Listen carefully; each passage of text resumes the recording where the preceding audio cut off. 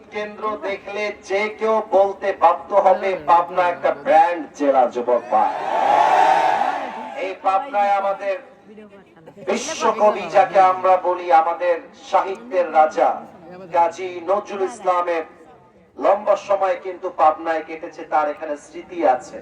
এবং আপনারা জানলে আরো বেশি অবাক হবেন, এই পাবনার পুরো জেলার মানুষগুলো ইসলামকে, কোরআনকে কলিজা দিয়ে ভালোবাসে। We feel so proud of our district and that is Pabna. আমরা এটা নিয়ে গৌরব বোধ করি। অতএব যারা গালি দেন পাবনাকে, একটু আসেন আমাদের সঙ্গে মেশেন, দেখবেন আমাদের মনের মধ্যে কোনো মুনাফিকি স্বভাব নেই। আমরা ভালোবাসলে আই লাভ ইউ, না বাসলে আই হেট ইউ, মুনাফিকি স্বভাব আমাদের মধ্যে নাই। তো আমি সেই পাবনার মাটিতে আজকে আসতে পেরে নিজেকে ধন্য মনে করছি। আমি আমার জায়গা থেকে কনস্ট্রাকটিভলি একটা স্পেসিফিক টপিকে কথা বলতে চাই, বাট কথাটা শুরু করার পূর্বে কিছু মোটিভেশনাল মূলক, অর্থাৎ কিছু অনুপ্রেরণামূলক কথা মুরব্বী এবং যুবকদেরকে আমি আজকে উপহার দিতে চাই। তবে তার জন্য পরিবেশটা সুন্দর হওয়া চাই। আমি 1 থেকে 3 গুনছি, 2-1 যে ফিসির ফিসির গল্প করছেন বন্ধুর কানে কানে, এটাও যেন আর না আসে। 1, ঠিক আছে, সমস্যা, চুপ হয়ে যাবে। যুবক মানুষ তো ধমক দিয়ে হয় না, ভালোবাসা দিয়ে বুঝাইতে হয়। হ্যাঁ, তো ধমক দিয়ে না, ওরা চুপ হয়ে যাবে। 1, 2, এই কথা কি বললো ওখানে দেখো তো বাবুরা। না, হাসি না, সবসময় হাসি মজা এটা ব্যক্তিত্বের বাহিরের কাজ। কথা বলো না, কথা বলো। 1, 2, 3, মাশাআল্লাহ, পরিবেশটা আমার মন মতো হয়ে গেছে। যাদের জীবনে অনেক দুঃখ কষ্ট, তাদের জন্য আলটিমেট সলিউশনটা হচ্ছে আল্লাহর এই কোরআন। এটা আপনাকে পড়তে হবে, জানতে হবে, মানতে হবে, বুঝতে হবে। এই কোরআনটা হচ্ছে আমাদের কলিজা, আমাদের হাড়, আমাদের হৃদয়। আচ্ছা, একটা জিনিস খেয়াল করেন প্রিয় ভাইরা আমার, আপনার দেহের ভেতরে হাত আছে, চোখ আছে, নাক আছে, কান আছে, ঠোঁট আছে, সব আছে, কিন্তু আপনার হার্টবিটটা ধুক ধুক করছে না, অন্তর হৃদয় বন্ধ হয়ে গেছে। তাহলে কি আপনি বেঁচে থাকা মানুষ না মরে যাওয়া মানুষ? মরে যাওয়া মানুষ। হার্ট হচ্ছে আসল। হার্ট যতক্ষণ পর্যন্ত জীবিত থাকে মানুষটা জীবিত থাকে, হার্ট মরে গেলে মানুষটাও মরে যায়। একটা মানুষের জীবন لا يكلف الله نفسا إلا وسعها.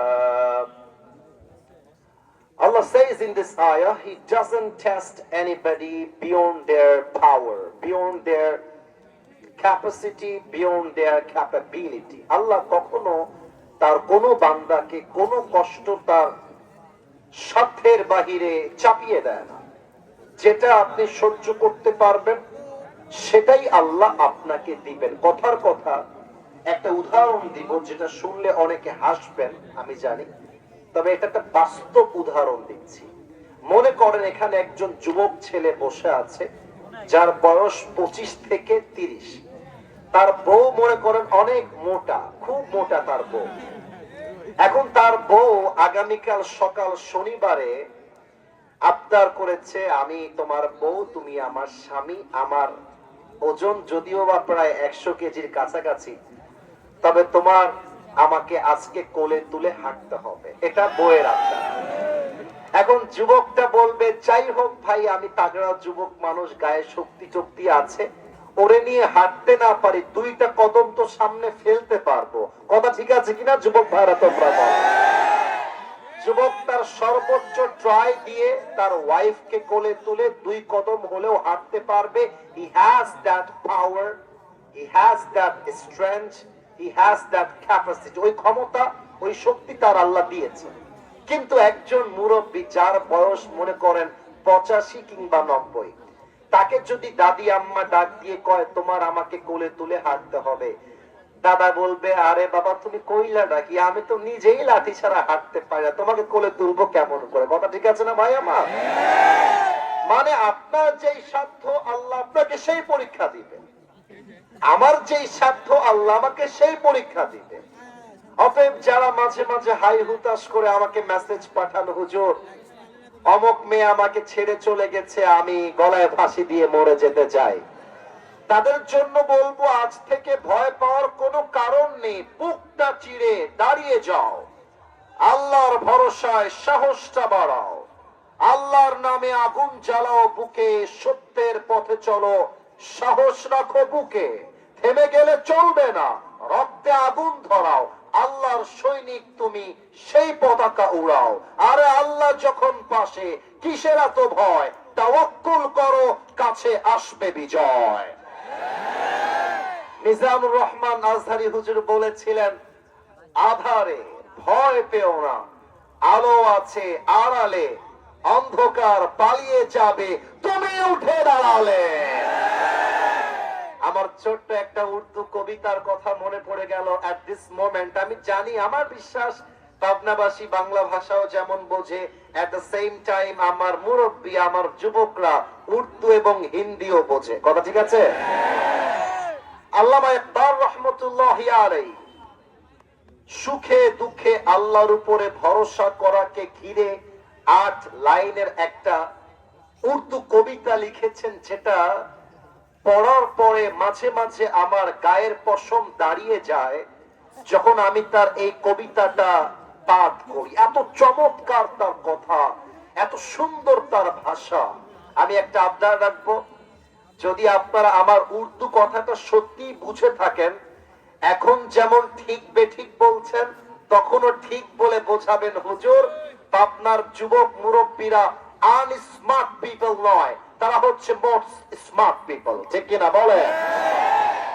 আল্লামা ইকবাল রহমতুল্লাহি আলাইহি লিখেছেন তার কবিতায়, गम के बाद खुशी जरूर आती है और ये खुशी अपनी रब की तरफ से ही आती है। हर रात के बाद दिन की रोशनी जैसे छा जाती है, सबर करने वाले बंदों को खुदा की तरफ से नेमत वैसे ही मिल जाती है। जो दुख में भी अपनी रब को याद करता है, रब कभी उसका हाथ नहीं छोड़ता।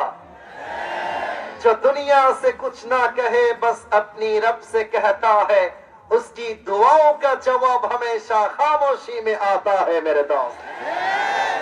इसलिए जब तुझे कभी मांगना हो तो उसी से मांग, जब तुझे पुकारना हो तो उसी को पुकार, और जब तुझे भरोसा करना हो तो सिर्फ उसी पर कर, क्योंकि भरोसे के काबिल, यकीन के काबिल, ईमान के काबिल, एतमाद के काबिल सिर्फ वही है, वो तेरा रब है, वो तेरा अल्लाह है।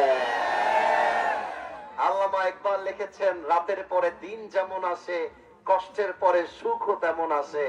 কষ্টের কথা আগে বউকে বলতে যেও না, বন্ধুকে বলতে যেও না, আরে মানুষ তো উপরে ফিটফাট, ভেতরে পুরোটাই সদরঘাট।